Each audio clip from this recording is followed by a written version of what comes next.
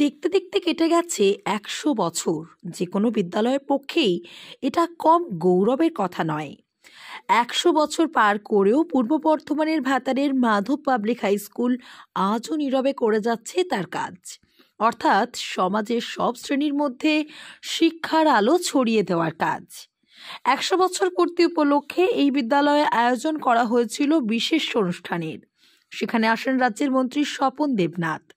তিনি স্কুলের অতীত ইতিহাস সবাইকে মনে করিয়ে দিয়ে বলেন, প্রথমে এই বিদ্যালয়ের পরিকাঠামো এমন ছিল না।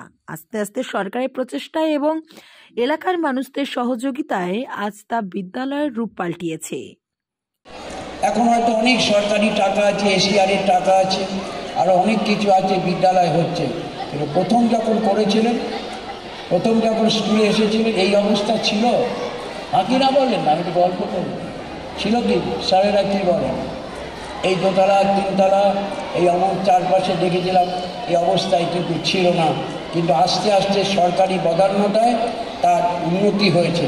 আপনাদেরও সহযোগিতা আছে গ্রামবাসী। কেন ভাতার একটা নাম, ভাতার বর্ধমান জেলা একটা প্রতিষ্ঠিত নাম। স্বর্গীয়, আমি তার কথা এই মঞ্চে দাঁড়িয়ে স্বীকার করব, আমাদের সদ্য প্রাক্তন মন্ত্রী ভোলানাথ সেনকে, তাঁরও অবদান আছে এই ভাতারকে তৈরি করার ক্ষেত্রে। তার প্রতি আমি শ্রদ্ধা নিবেদন করি। যখন এই এলাকায় গ্রামীণ এলাকার ফায়ার ব্রিগেড হতো না, তখন ভাতারে কিন্তু ফায়ার ব্রিগেড হয়েছিল। তখন গ্রামাঞ্চলে যখন থানা হতো না, ভোলাবাবু কিন্তু থানা করে দিয়েছেন। এখন আমি মন্ত্রী, কেন বিশ্ববিদ্যালয়ে পড়ার সময় ভোলাবাবুর সঙ্গে অনেকবার দেখা হয়েছে।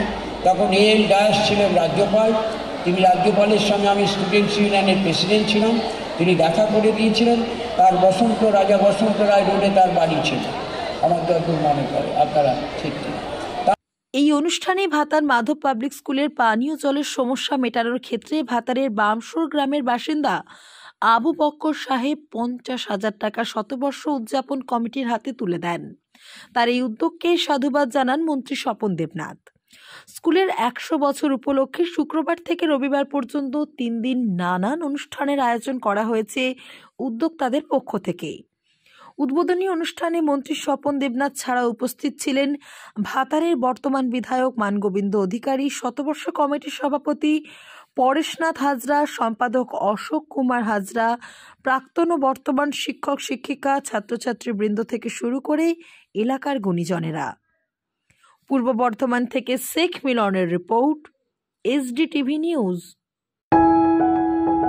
जब जीवन की हो नई शुरुआत तो श्री बालाजी फैशन है आपके साथ। ब्राइडल एथनिक वेयर के लिए आसनसोल में जाना माना नाम श्री बालाजी फैशन। दुल्हन के लिए खूबसूरत रंगों का लहंगा और आकर्षक गाउन, दुल्हन की बहन को खूबसूरत बनाए लहंगा फ्रॉक, दुल्हे के लिए मान्यवर के विविध रंगों वाले sherwani ethnic wear, fashionable men's suit से मिले दुल्हे के भाई को नया लुक, वेडिंग और पार्टी के लिए कढ़ाईदार बनारसी और सिल्क साड़ियाँ। तो देर किस बात की, आज ही आए श्री बालाजी फैशन, हर घर की पसंद। GT road opposite Subhash cinema, Asansol.